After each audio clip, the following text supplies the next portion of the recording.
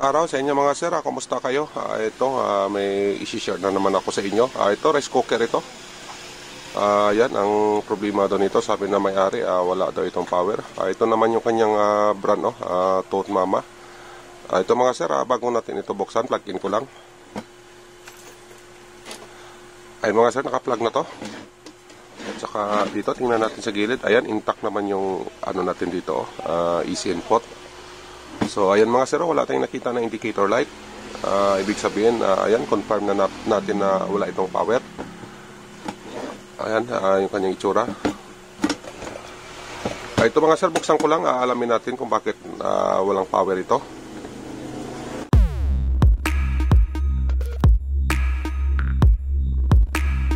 Ito mga sir, nabuksan na natin itong ginagawa natin na rice cooker. Ito yung kanyang looban, no?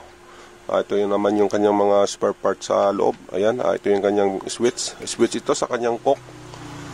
Ito mga sir, itong dalawang line na ito, itong dalawa, line 1, line 2. Ito naman kasing gitna na ito, ground ito.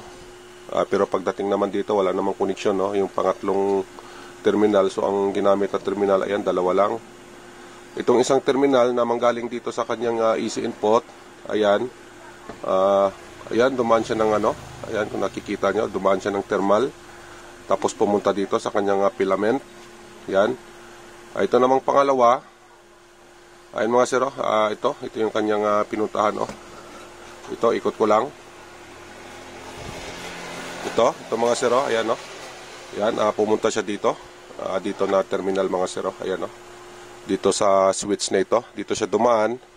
Pagkatapos, pag na-switch natin yung cock natin, lilipat siya dito sa itaas na ano na ito, na ayan copper. Ayan. Pag nag-switch yan mga sir, ayan na, magkukok na siya kasi itong supply na ito, tatagos dito. Bali ito yung galing sa AC line natin. Pagkatapos pag nag-switch ito, tatawid dito sa kabila, papunta naman dito sa kanyang filament. Line 1 ang dinaanan ng ating ng thermal fuse. Itong isa naman dumaan dito sa switch dito siya dumaan, no? Pag na-switch natin dito mga sir, automatic dito tatagos yung supply natin na 220 volts. Magkakaroon na sila ng supply itong dalawa na ito. Pag nagkaroon yan, magkukok na ito. Bali yung ating ating filament, iinit na yan. Ito mga sir, ay papakita ko sa inyo kung paano natin ito isukatan para madali natin matrace ang problema nito. Ito mga sir, bali first move na gagawin natin dito, mag-reading muna tayo. Ayan, basta nakita nyo na kung ano yung mga parts na naka-install doon sa loob, kung ano yung setup nito. Ito ang gagawin natin, ito magre-read tayo. Gagamit tayo ng analog na multimeter. Ito mga sir, ayun gagamitin natin, ayan. So ayan, isiset lang natin ito sa times 10. Pwede naman dito sa times 1, kaso medyo mababa yung range nito. Dito lang tayo sa times 10 para mataas yung range, malaman kaagad natin yung kanyang resistance o yung kanyang reading. Ito mga sir, bago natin i-read ito, ay calibrate muna natin yung ating multimeter. Ayan Ayan, ang gawin natin dito, pihitin natin ito, ilalagay natin dito sa sagad na 0. Ayan mga zero. Ayan, tapos yung multimeter natin dito sa times 10. Ayan mga sir, okay na ito. Pwede na tayo magsukat. Ayan ito ang gagawin natin, dito muna tayo magsukat dito sa kanyang line 1 at saka line 2. Ayan mga sir, wala tayong reading dyan. Ayan yung multimeter natin hindi gumalaw. Yan, wala. Yan, wala tayong reading dyan. Ang ibig sabihin, pagka wala tayong reading dito, hindi nakakapasok yung ating ang ating AC input. Ayan wala. Ang pangalawa na gagawin natin, dito tayo sa loob niya. Dito mga sir, itong dalawa na itong heater niya. Ito yung kanyang pinaka-filament. Ang ibig sabihin, ito yung nagpapainit sa rice cooker, itong dalawang terminal na ito. Doon sa easy input, wala tayong reading. Dito, mag-try tayo mag-reading dito. Kasi pag wala itong reading, wag na natin ayusin itong unit na ito kasi hindi natin magagawa yan pagka yung ating heater, wala tayong reading.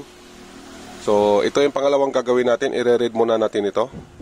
Dapat kasi may reading ito para magawa natin itong rice cooker. Pero pag walang reading, wag nyo na ituloy mga sir. Kasi ang sira nun, dito na mismo sa kanyang heating element. Ito ay reading natin. Ayan mga sir. Ayan, kita na siguro yan. Dito lang. Dito mga sir. Yan, isang terminal natin dyan. Yan, yung multimeter natin. Ayan, pagkasya-kasyahin lang natin. Ayan mga sir, baka yan, kita na siguro yan, yan, ganyan. Dito mga sir, yan, line 1, line 2. Ayan mga sir, may reading tayo. Ayan, malaki ang chance na magagawa natin ito kasi yung ating pinaka-filament, buo ito pagka may reading tayo. Ayan o, ayan, buo yung filament natin. Okay pa ang filament. Ang problema lang talaga nito, ayaw pumasok yung ating AC input dito. Hindi nakakapasok yung 220 volts papunta dito sa kanyang heating element ito o yung kanyang filament. Ito. Samantala ito okay naman. Ngayon ang tanong, bakit ayaw uminit na okay naman yung filament natin? Dahil dito mga sir, ito ang dahilan. Kasi nga yan hindi nakakapasok yung ating AC input. Ibig sabihin nito, hindi siya nakakapunta doon sa ating filament o sa heating filament natin. Hindi siya nakakarating doon. So, ang gawin natin dito, i-check natin ito. Itong dalawa kasi na terminal na ito, dapat tatagos din ito dito sa dalawang terminal din. Ayan dito. Dapat tatagos din ito dito mga sir. Pero ang nangyayari, hindi nakakatagos. Kasi pag nakakatagos yun, kung ano yung reading natin dito, halimbawa yung reading natin ganito. Ayan mga sir, yung reading natin. Pag ganyan yung reading natin, dapat same lang din dito yung reading. Yan. Kaso ito, walang reading. Ito mga sir, aalamin natin kung bakit na hindi nakakapasok yung ating supply. Dito tayo sa loob. Ito mga sir, magre-read tayo. Alamin natin kung ano ang naging problema ng unit na ito. Bakit hindi nakakapasok yung ating 220 volts samantala na buo naman yung ating heater. So ito, bago tayo magsukat, kailangan ipamilyar muna natin yung kanyang circuit, yung kanyang connection. Ito, sukat tayo. Ito mga sir, yung pinakauna, base dun sa pagtingin natin dito sa loob, ang itong isang linya na ito, papunta ito dun sa kanyang heater. Ito, dito ang ating multimeter. Ito nga pala yung ating multimeter. Ayan, nakasit yan sa times 1. Ito mga sir, times 1, naka-buzzer mode tayo. Ito, calibrate muna natin. Ayan, okay naman yung ating multimeter. Ito, sagad lang natin ito sa 0. So ayan mga sir, okay na. Ito, reading na tayo.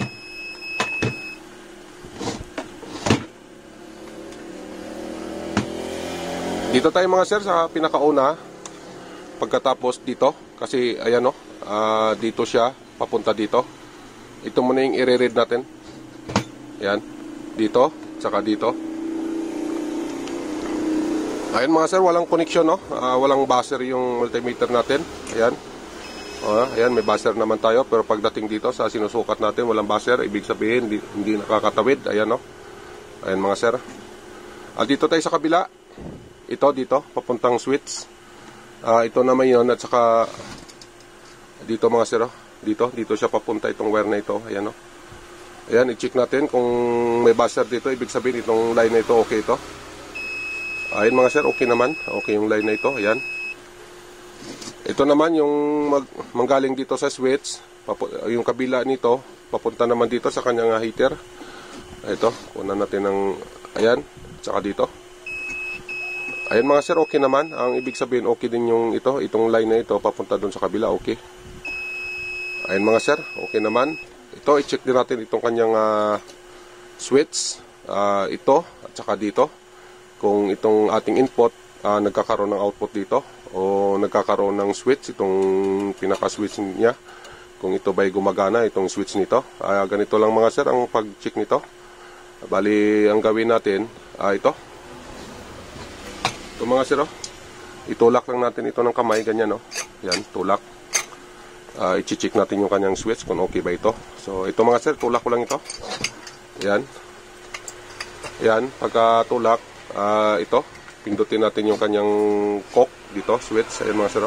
Yan. Yan na. Nag-activate na yung switch nito. Ito, check natin yung kanyang switch kung nakakatagos ba. Wait lang mga sir. Ayan, dito tayo mga sir. Ito yung kanyang ating input na to 20 volts. Tatagos dito sa kabila. Ayan mga sir, okay naman yung kanyang switch. Ayan ito, bitawan ko. Ayan, patay. Ito, i-on ko ulit. Ito, i-on natin yung switch. Mag-activate ito mga sir kung maglalagay tayo ng kaldero. Kasi nga natutulak yung dito sa loob nito. Ito, itulak ko lang ng kamay kasi wala itong kaldero. Kamay lang itutulak ko. Ayan. Tsaka i-cook natin dito. Ayan mga sir. Ito mga sir, yung switch nito. Ayan, okay. Nakadalawang testing na tayo. Okay naman. Yung ating multimeter, ayan, nagbabaser. Tsaka yung kanyang resistance, ayan mga sir. Ito. Ayan mga sir. Calibrate natin. Ayan, pumunta talaga sa 0. Ibig sabihin, good na good talaga ang switch nito. So ayan mga sir, na-determine na natin kung ano ang problema. Okay naman itong line na ito, itong wire natin, okay naman. Okay naman itong wire na ito, okay naman yung switch natin. Ang hindi lang talaga okay dito, yung dito sa una na sinukat natin, ito mga sir, hindi nakakatawid dito sa ating heater. Ito mga sir, confirm na natin ang sira ito. Yan, yung kanyang thermal fuse. Ito mga sir, palitan natin ito pagkatapos mag-read tayo. Bali ang i-read natin na portion, ito lang. Kasi na-read na natin lahat, okay naman. Okay naman yung kanyang mga connection, okay din naman yung switch niya. So ito, papalitan natin to. Ito lang yung i-read natin kasi ito lang naman ang may problema. Ito mga sir, kuha lang ko ng pamalit. Ito mga sir, yung ating pamalit. Ang value nito nasa ayan mga sir, nasa 10 ampere ito. Yung kanyang init naman nasa 185 Celsius degree. Ito ipapalit natin dito sa ginagawa natin. So ayan mga sir, tanggalin lang natin itong na natin nasira. Ayan, ito tanggalin lang natin.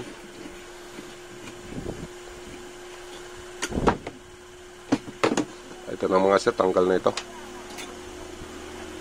Ito. Ayun mga sir, ito, same lang din ng value. Dito mga sir, ikakat natin dito sa pinakadulo. Itong isa, kahit dito na lang kasi itong pamalit natin, ito mayroon namang ito. Ayun. Mayroon na itong eye, ayan may eye na siya So dito sa kabila, para hindi na tayo doon sa pinakalooban, dito na lang, ikakat na lang natin dito. Pagkatapos natin, i-ball. Ito mga sir, ito, nahang na natin ito. Ito, sukatan natin ulit para maano nyo yung comparison. Ito yung ating multimeter pala, nakasit ito sa ganun din, buzzer mode din tayo mga sir, ayan. Ito mga sir, yan. Dito tayo sa kanya, dito unahin natin, final check natin ito. Ayan mga sir, wala tayong reading dito, ayan. Ito, dito tayo sa pamalit natin. Ayan mga sir, ayan. Ayan mga sir, ayan may reading tayo. So ayan, klarong-klaro na sira yung sa kanya. Ang gawin natin, palitan natin yan mga sir.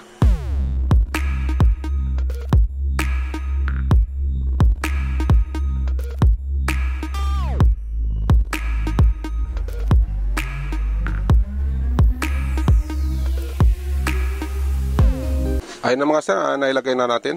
Ito ay read natin. Yung kanina na pag-read natin na walang palo o walang buzzer. Ito yung mga sir, yung pinakauna. Dito. Ito na area na ito. Papunta dun sa heater natin. So yung multimeter natin, ayan, naka-buzzer mode pa rin yan. Ito mga sir, naka-buzzer mode pa rin yung multimeter natin. Ito yung kanina na unang sinukat natin na wala itong reading. Kasi hindi nga siya nakakatagos doon sa sa heater dahil nga ito nga ang dahilan sira ito yung kanyang thermal fuse. Ito napalitan na natin, so ito na yung kanyang resulta. Ito i-read natin. Ayun mga sir, connected na yan. Tsaka ipakita ko rin yung reading nito, itong dalawang terminal na ito, itong heater natin. Ito balik natin dito sa times 10 key, times 10 Ayan, kasi naka times 10 tayo kanina nung ni-reading natin yung heater na yan. Ito, balik natin dito. Ayan mga sir. Ito, calibrate natin ulit. Ayan, sobra. Saglit lang, calibrate ko lang ulit. Ayan mga sir, calibrated na. Nasa 0 na siya. Oh. So, ito mga sir, i-reading natin to. Ito yung kanyang heater. Yan, mayroon tayong reading dyan na ayan, may reading tayo dyan na yan, 13. Tapos yung range natin, naka times 10 tayo. So, ibig sabihin, ang reading natin dyan 130 ohms. Yan. Dito tayo mga sir, kung ano ang reading natin doon sa kanyang heater.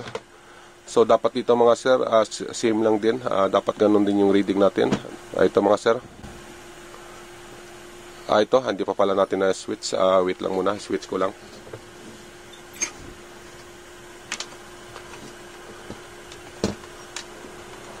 Ayan mga sir, naka-switch na.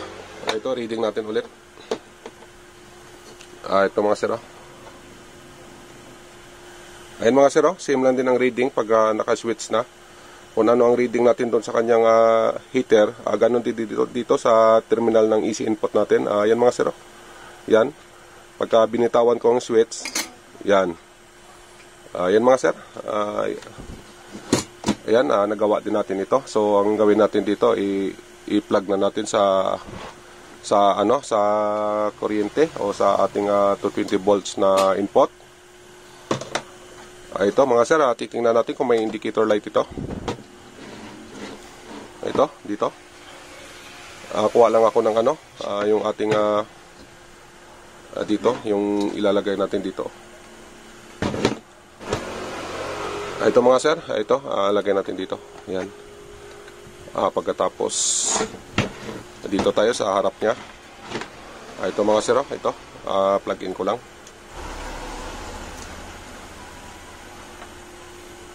Ayan na mga sir, nagkaroon na siya ng indicator light. Ayan o.